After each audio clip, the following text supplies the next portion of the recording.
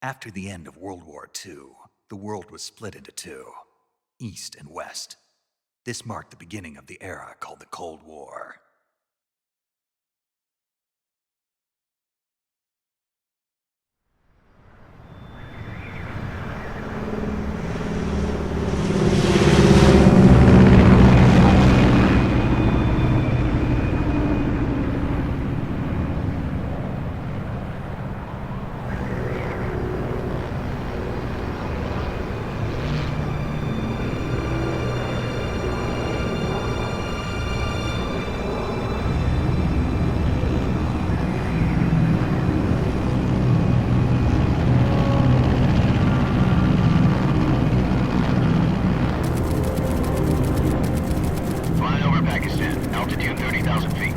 Approaching Soviet airspace. 20 minutes to drop off. Commencing internal depressurization. Equipment check. Arm main parachute. All right. You ready to go? Drop zone still showing a high pressure mass. Cav okay. Good. We've got high visibility.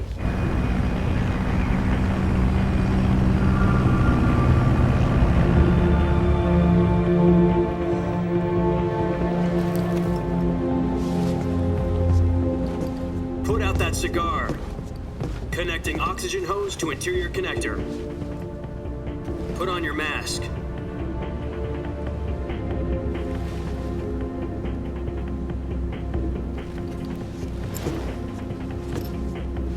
Does this panty waste know what he's doing? Approaching release point. 10 minutes to drop off. Hey, are you deaf?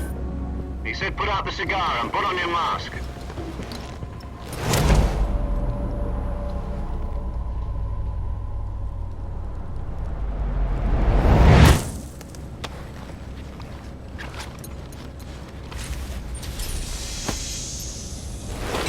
Depressurization complete. Checking oxygen supply. 6 minutes to drop off. Opening rear hatch.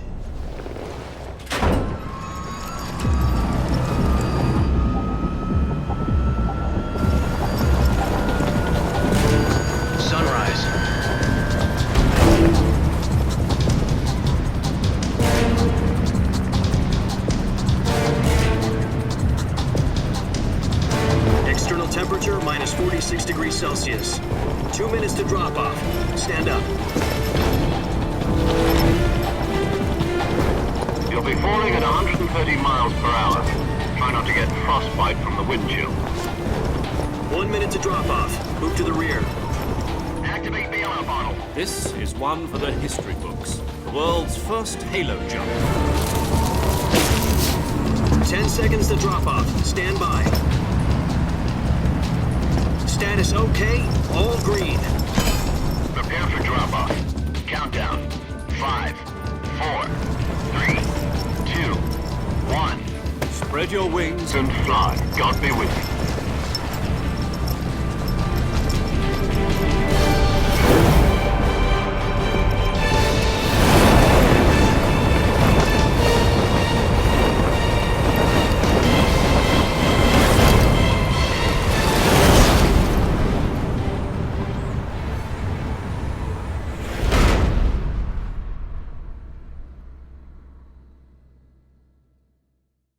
Jack, I've got some important news. The head of the CIA has finally given us the green light for the virtuous mission. Virtual mission? No, the virtuous mission. The future of our Fox unit depends on it. If it succeeds, we'll be officially organized into a unit. Virtuous mission? Sounds like some kind of initiation ritual. You know, don't get cocky. This isn't a training op. Right. So what exactly is this wonderful mission? Well, about 2 years ago, a certain Soviet scientist requested asylum in the West through one of our moles. His name is Nikolai Stepanovich Sokolov. He's head of the OKB-754 Design Bureau, one of the Soviets' top-secret weapon research facilities, and the East's foremost expert on weapons development. Sokolov? Isn't he that famous rocket scientist? The very same. On April the 12th, 1961, the Soviets achieved the first manned spaceflight in history. The Earth was blue, but there was no God. Well spoken. The rocket that carried Yuri Gagarin to orbit was the A-1, known as the Vostok rocket. Sokolov is said to be the man most responsible for the multi-engine cluster used in that rocket. After Gagarin's flight, Sokolov left rocket development to become the head of the newly established Design Bureau. From a lowly technician to head of a design bureau, that's quite a success story, so why'd he want to defect? It seems he'd become afraid of his own creations. Afraid? Call it a crisis of conscience. And for that, he left his country and his family behind and went over the fence? Not exactly. One of his conditions was that his family was also to be taken safely to the west. We used a mole to get the family out first and succeeded in sneaking Sokolov over the Berlin Wall shortly afterwards. I was the one who conducted the operation. The security on the eastern side was still full of holes back then. Then what? We got Sokolov over in one piece, but the whole ordeal had left him exhausted, and we checked him into a hospital in West Berlin. It took him 2 weeks and more than 600 miles to get from the research facility in the Soviet Union to Berlin. He was in no condition to say anything coherent. And it was only a week later that we had something much bigger on our hands. The Cuban Missile Crisis. October the 16th, 1962, President Kennedy received word that the Soviets were in the process of deploying intermediate-range ballistic missiles in Cuba. The President demanded that the Soviets dismantle and remove the missiles. At the same time, he announced a naval blockade to prevent further missile shipments from reaching Cuba. But the Soviets didn't back down, instead placing their armed forces on secondary alert. Soviet transport ships carrying missiles continued on course towards Cuba. US and Soviet forces went on alert for an all-out nuclear war. Frantic negotiations were conducted through the UN's Emergency Security Council and unofficial channels to end the hair-trigger standoff. Finally, on October the 28th, the Soviet Union agreed to remove its missiles from Cuba, and so the world avoided a nuclear holocaust. But in order to get the Soviets to pull their missiles out, we had to make a deal. You mean the one where the US agreed to remove its IRBMs from Turkey? No. The Jupiter IRBMs deployed in Turkey were obsolete, and we were going to get rid of them anyway. They had no strategic value whatsoever to either the US or the Russians. The Turkey deal was a ruse, a cover story that was fed to the other intelligence agencies around the world. So what did the Russians really want? Sokolov. They wanted us to return Sokolov. You mean the Soviets pulled out of Cuba just to get their hands on Sokolov? That's right. What the hell was he working on? At the time, we had no idea. We were running out of time. It was either give up Sokolov or risk full-scale nuclear war. In the end, we had no choice. President Kennedy gave in to Khrushchev's demand. The next day, I got Sokolov out of the hospital, handing him over to agents on the eastern side. Sokolov kept on screaming, "Save me," until he disappeared from my sight. Then a month ago, we received some new information from one of our moles. About Sokolov? Yes. He was taken back to the research facility and forced to continue working on the weapon in question under KGB supervision. What's more, it's on the verge of completion. So what kind of weapon is it? Something to do with space rockets? No, missiles. Same technology. I guess you're right. We don't know the details, but it appears to be a new kind of nuclear device.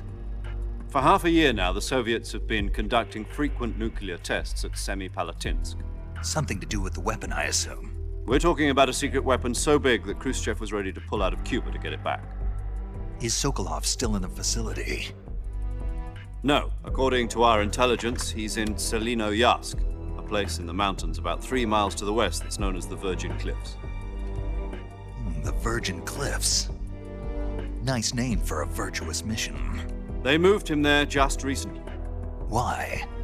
Apparently, they're conducting a field test of the weapon, but it's our best chance to get him back. This mission would never have been possible if he was still in the research facility. This is our last chance. Sokolov must have known that too when he contacted us.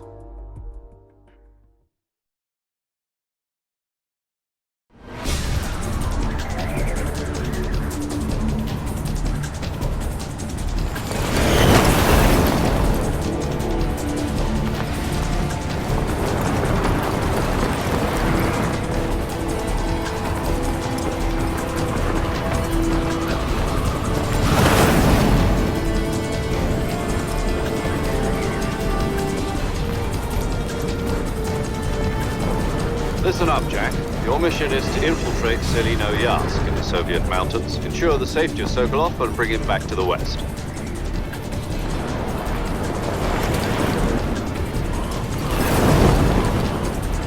If we don't get Sokolov back before that weapon is complete, we'll be facing a major crisis. The clock is ticking.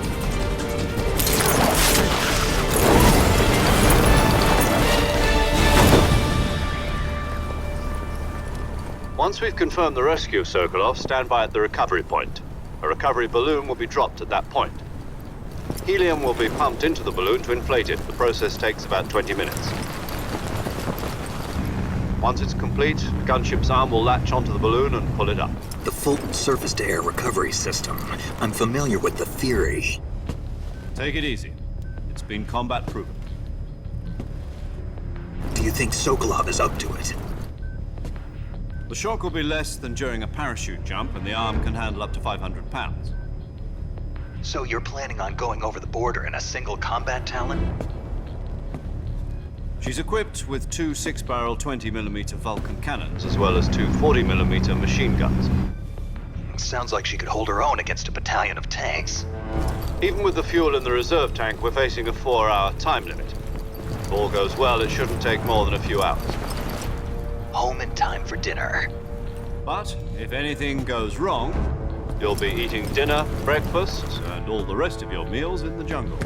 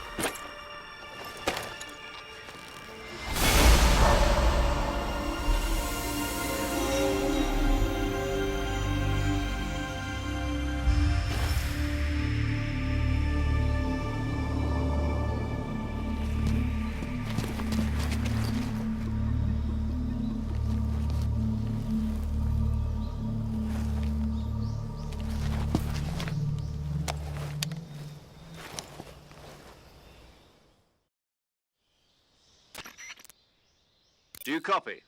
You're already in enemy territory, and somebody might be listening in. From here on out, we'll be using code names to refer to each other. Your code name for this mission will be Naked Snake. I'll be referring to you as Snake from now on. You're not to mention your real name. Snake? What, you don't like snakes? What do you mean? Well, you've eaten one before, haven't you? In survival training? I'm glad to hear that. I don't know if I'd ever order one in a restaurant, but... Be careful, you might not have a choice. What about you, Major? What should I call you? Let's see. I'll be Tom. Call me Major Tom.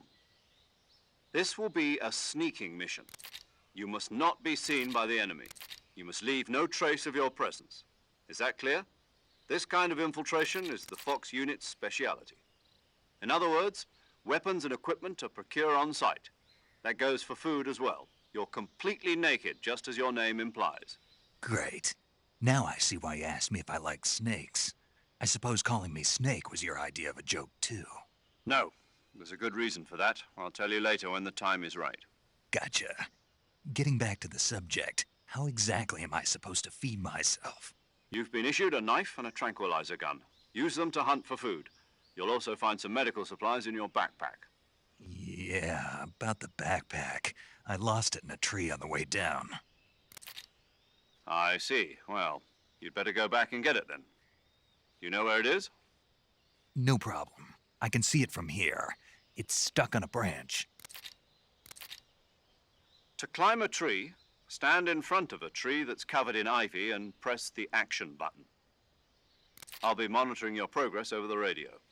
We can't risk violating Soviet airspace, but I'll be in the gunship. My frequency is 140.85. I'll give you a call if I need to talk to you.